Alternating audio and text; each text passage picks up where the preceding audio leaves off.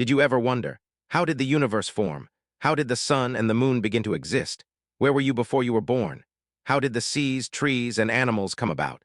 How do the colorful and lovely scented fruits that we love, such as bananas, cherries, plums, and strawberries, emerge from the dark soil?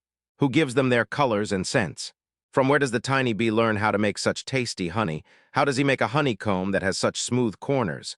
Who was the first human? Your mother gave birth to you. But the first human couldn't have had a mother or a father. So how did the first human all of a sudden appear? You will learn the correct answer to all of these questions. Do you know what this correct answer is?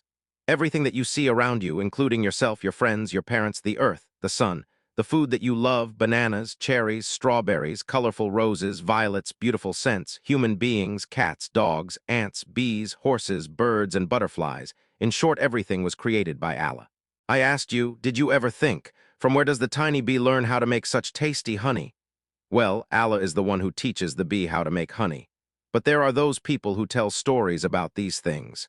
They don't believe that Allah has created everything and they invent stories about it. These people are called evolutionists, and the story that they tell is called evolution.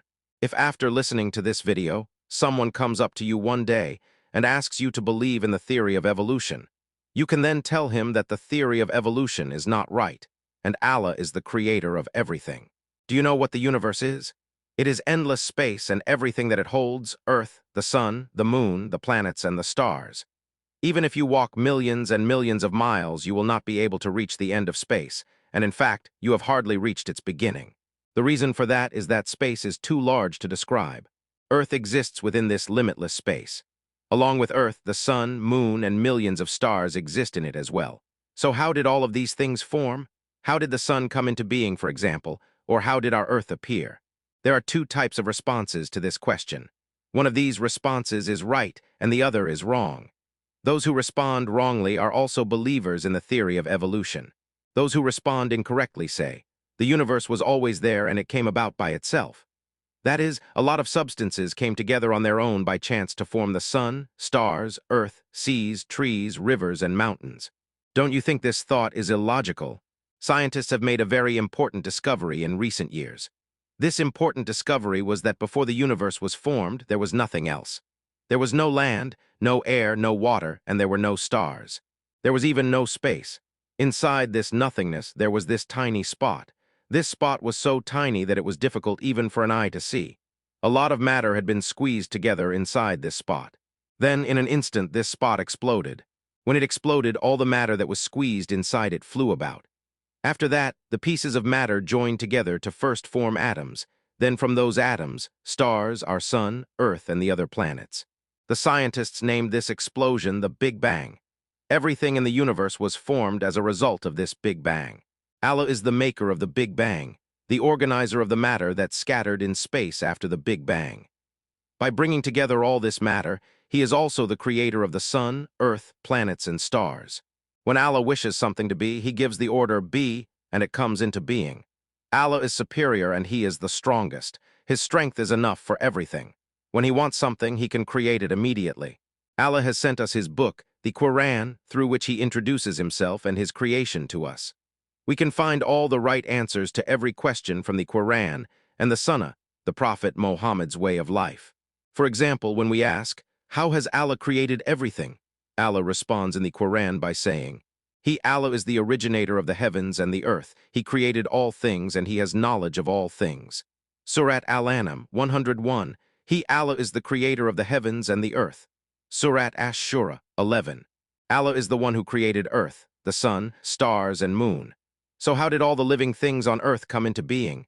Imagine a huge planet with its surface completely empty. There are no humans or animals, no plants or insects. Earth has been decorated in a lot of detail for living things to survive. Allah is the one who has given Earth all these details. Otherwise, none of us would have been able to live, neither you nor your parents, or indeed any of your friends would have been here. Let's consider how Allah created the Earth so that living things can survive. Think about how orderly everything in the universe is. The sun has been put in the exact position from which it could warm us and give us light at the same time. If there were no sun, there would not have been one living thing on Earth. Neither us, nor the animals, nor any other creatures would have been able to live. 2. Allah has also distanced the sun from Earth to just the right extent. If Earth was a little bit closer to the sun, the heat would have scorched it, and we would not have been able to live. If Earth was a little more distant from the sun, then glaciers would have covered it, and again, few living things would have been able to survive. This is one of the reasons why there is no life on other planets, because they are either too close to the sun or too distant from it. 3. As you know, living things need to breathe in order to live. We need oxygen in the air so that we can breathe. Exactly the right amount of oxygen exists in the air so that human beings can breathe.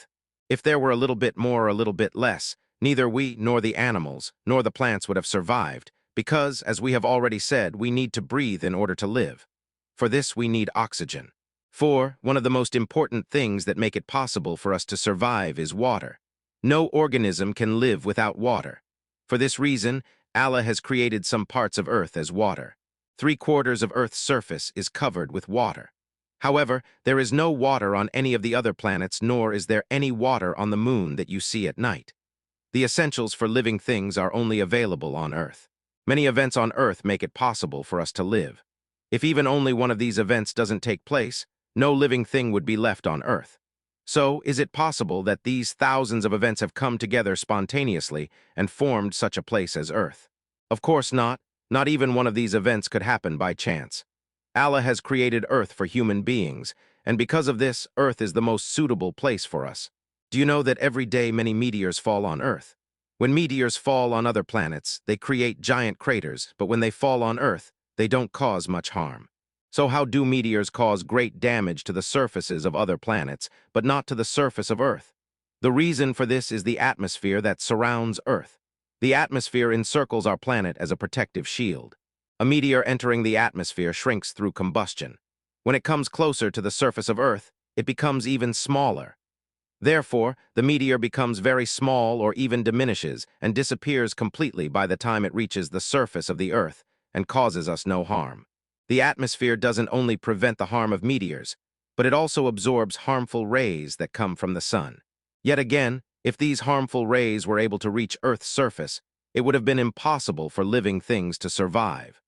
The two characteristics we have mentioned here are more than enough to show us that the atmosphere is not some haphazard thing. Allah, who has endless mercy upon all living things on Earth and who at the same time has eternal power, has created the atmosphere, and with this atmosphere, he protects us from danger. As we explained earlier, after the Big Bang, particles emerged and came together as atoms. Well, do you know what an atom is? Let us first explain to you what an atom is like. We can compare the atoms to a tiny Lego. Imagine everything around you, your toys, your clothes, even the air is made of super tiny building blocks. These blocks are called atoms.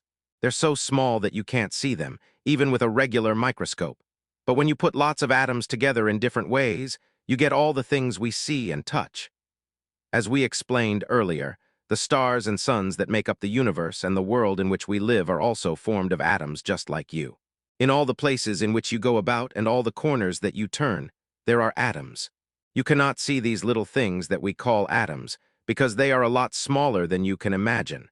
They are so small that even with the largest microscopes, it isn't possible to see even one of them. Well, how did all the atoms come together after the Big Bang? The atoms are lifeless. They don't have any minds or any intelligence. They cannot make any decisions. They cannot say, for example, come on, let's get together and form a star, or let's come closer and form Earth. We can also use the following example. We already mentioned a Lego. The pieces of this Lego are lifeless, and like atoms, they cannot make decisions. If you spread them about, they cannot have thoughts such as, well, let's get together and form a castle or a human. Then let's ask again. How did all these stars, planets, humans, and animals that are made up of atoms come into being? If the atoms did not make a decision, then who put them together? Of course, nothing around us can occur by coincidence. Allah is the one who brings atoms together. Allah has created all the vastness of space, the planets, stars, earth, animals, plants, and humans from atoms. How are humans made of atoms? We have said that atoms come together to form human beings, but of course you must be wondering how this can happen. First, atoms come together to form cells. Again, we are learning something new. So what is a cell? The bodies of all living organisms are made up of cells. Even if cells are not as small as atoms, they are still very small and cannot be seen with the naked eye.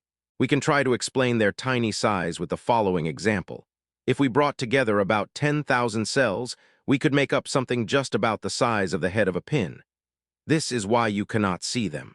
But cells are the building blocks of humans, ants, cats, roses, trees, and all other living organisms around you. You, for instance, are made up of trillions of cells. So where did all these trillions of cells come from? Look at your brother. He wasn't there 2 years ago, then all of a sudden he appeared and slowly he started to grow. How did this amazing event happen? Our brother started out as a single cell in your mother's abdomen. But this single cell was storing a lot of important information inside. All the information that has made your brother into who he is used to be stored in this cell. His eye color, hair color, height, etc. Then this cell grew a little and started to divide. First, it divided in two. However, here something happened that you would find very interesting. The information in the cell did not divide into two. That means the same information was duplicated in the two cells. After this, the cells continued to divide, and the same information duplication happened in all of them, resulting in many cells with the same information. Then these were divided into others, and others divided into others. This event continued until millions of cells formed. While all this was happening, something you would never guess took place. These cells, although they contain the same information, started doing tasks that are different from each other. Some of them formed your brother's skin. Some others formed his muscles, yet others his skeleton, and others his brain neurons. While the cells continued to multiply, the group of cells that was almost like a ball started to take shape. First, your brother's head appeared, followed by his thin arms and then his legs. The cells continued to grow and divide, and after 9 months, they turned into a complete baby. You met him for the first time when he was born. All the things that we have said until now may surprise you.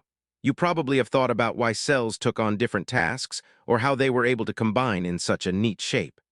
Allah is the one who does all of this. Cells are tiny beings that are invisible to the naked eye. Like atoms, it is impossible for cells all on their own to make decisions or to come together to form a human being. It is nonsense to even think that your brother or other human beings are made up of cells that came together by coincidence.